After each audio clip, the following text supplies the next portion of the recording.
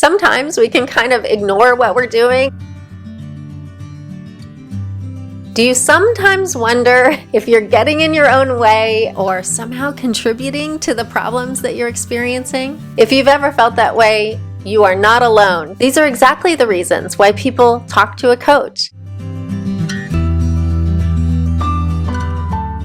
Today, I'm going to share with you 9 things you will either love or hate about getting coached. These are the things that I do with my clients that help them with those very struggles of procrastinating and not knowing why they're doing the things that they're doing, not being able to stick with routines, sort of wondering if they're getting in their own way. The first thing you need to know is that coaching is not there to make you feel comfortable. You have friends for that. Friends who will boost you up and flatter you and not push you. They're there to accept you just the way you are. A coach does that, but also gently challenges you and gently pushes you toward the goals that you have for yourself. A coach holds on to what you want for yourself and your biggest dreams and goals when you are losing sight of them. I feel like it's sort of my obligation to do the hard thing and have those tough conversations. As a basic human in my normal personal relationships, this isn't easy for me. I don't like confrontation, but as a coach, I have sort of an integrity around this that in order to actually serve my clients who I care so deeply about, I need to self-manage and be able to point out the things that seem out of alignment or ask those tough questions that they don't want me to ask them. And it turns out that when you have built a trusting relationship and you have this with your coach, we can have these conversations in sort of a light, humorous way. We can laugh at our foibles and still get really important work done. One of the best compliments I ever got from a client was that she said, even when things are really difficult, it's still sort of delightful. I thought that was a great way to put it. Today I'm going to share 9 things you can expect from coaching that you will either love or maybe hate. But I think even the things that you hate are going to be really good for you in the long run. So you may as well know what they are so you can know what to expect from working with a coach. The first thing you can expect from working with a coach is that you will be called out on the little things, little subtleties that people in the real world aren't going to call you out on, but they will notice, I promise. Things like your tone, or if you use a certain word a lot, or if you are having a heavy sigh around something. These are the little indicators that something is going on for you, and when we pay attention to those little things, it usually brings out a really good, deep conversation. We will also pay attention to the habits of thought that are going on with you. We'll notice when you have a pattern of thinking about things or explaining things in a certain way. And we'll look at what's underneath those thought patterns and those patterns of belief so that you can untangle them and actually be at choice instead of at the mercy of these patterns. We will unpack your unique blind spots, things that maybe come from your conditioning, the way you grow up, the things that you don't want to have to deal with, usually come out in blind spots that other people can see and maybe you can't. In coaching, we will also talk about how you are getting in your own way. This is a tough conversation sometimes because often people just want sympathy. We just want to feel like somebody else gets what's going on. And in coaching, you get that. You get the sympathy and the empathy, but you also have a partner who is going to help you think about these things so that you can be at choice and you won't be at the mercy of yourself anymore.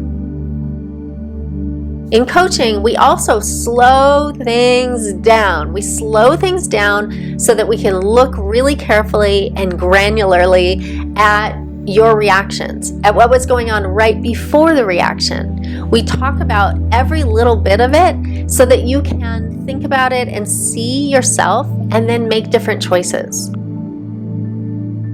We use all the information that we can gather, even looking at what it feels like inside of your body when you're having those reactions, so we can uncover what's really going on and make different choices. Once we have worked with all of these thought patterns and these kind of involuntary reactions, then we look at patterns of behavior, the actual things that you're doing out in the world, the big picture things that you're doing, whether they are actually serving you or not. This is talking about routines and how you spend your time and the choices that you make. As you can imagine, this isn't always comfortable. People don't want to have to change what they're doing, and nobody loves being looked at through a microscope and like all the little things and talking about all these little things. It's really useful to do this, and this is how the big transformations and shifts happen. But at the moment, it may not be fun. It may not feel super good to have to look at yourself. Sometimes feelings of shame come up. Sometimes we're embarrassed that our coach is seeing us this way. But this is the perfect place to work through these things. Where else in the world do you have this safe place to actually unpack it all and be who you are and notice who you are being, so that you can do something different, so that you actually can be at choice instead of just on autopilot? Here are a couple things that I think you're actually going to love about coaching. Your coach will hold on to your biggest dreams and goals. There will be a fierceness to your coach's persistence in keeping you focused on the things that really matter to you, even when you're feeling doubt, even when you're not sure of yourself. Of course, you can always adjust them. Your coach isn't going to hold your toes to the fire over something that no longer is relevant to you, but your coach will make it your choice. The coach will push you to own what you really want for yourself. Your coach will also help you identify what you do really well. A coach will help you see what is special about you and what is unique about you, so that you can amplify that and make more of it and do more of the things that you're good at and be able to express it and tell people and be in your genius. It's so interesting in coaching sessions that when I will say something to a client that really hits a nerve, hits a place that's tender inside of them, emotion will come up. We talk on the phone in my sessions, so I will ask them, do I hear some emotion in your voice? And this is a really useful structure for us because it puts it on the client to have to articulate what is going on for them, to be able to say the feelings, to say the emotion that they're feeling, and also to notice it, because it's part of our coaching.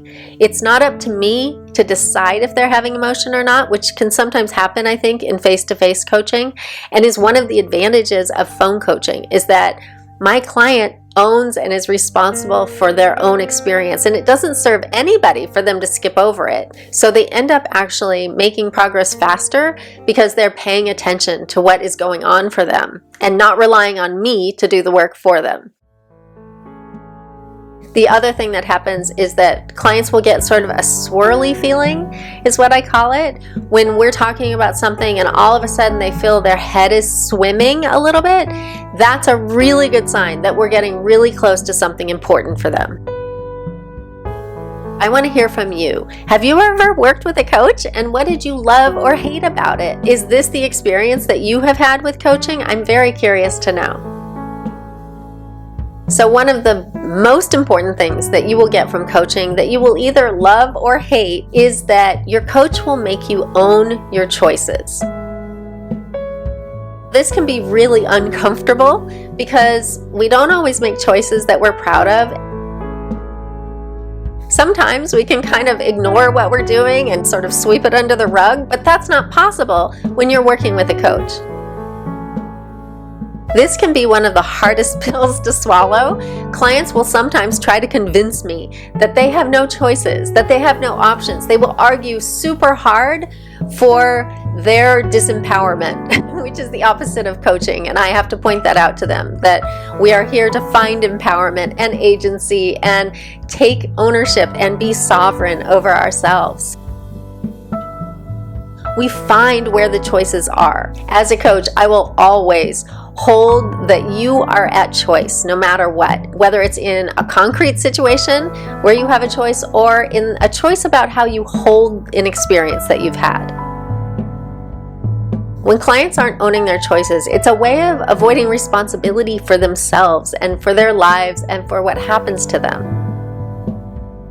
It's counterintuitive, but even if we're unhappy, sometimes it's more familiar. And so we want to just stay there in that unhappiness rather than risk doing something different that might feel unfamiliar or uncomfortable. Even if the payoff would be more happiness, that urge to stay in the familiar is really strong. A good coach will gently challenge you into your best self, into the self that has choice and knows where you are going and what you want for yourself. A coach will hold on to that for you as you are finding your way along the path. And the best part is when you start seeing the payoff in your everyday life from really looking at what's under your beliefs and noticing your patterns of behavior and paying attention and slowing down when you have reactions. This is the way that life gets better when you have been working with a coach. You have more ease. It comes more naturally to you. You don't have to try so hard. My favorite part is when clients come into sessions after working together for months and they say, I don't know, I'm just feeling so much better. I don't know why. Which I know why. I know we've been working hard on this stuff, and I try to remind them that they deserve credit for all the work that they've been doing. But it's a joy. It's honestly an honor and a joy to see people evolve and expand into who they really want to be and to express their gifts and to live a life that feels aligned for them. If you want to dive into this a little bit more on your own, I highly recommend you watch the video about honoring your truth and trusting yourself. That will give you some good ways to get started with this work. If you feel ready to dive into some coaching yourself, I'm going to leave a link below. I work one-on-one with clients, and you are welcome to apply to work with me. I will definitely get back to you either way, but if I feel like you are at a place in your life, in your business, where you could benefit from the coaching that I do, I will send you a link and we'll have a phone conversation and talk about what that might look like and decide together if we're a good fit for coaching. Thank you so much for being here with me and watching today. I am Annie Kipp, and I will see you next time.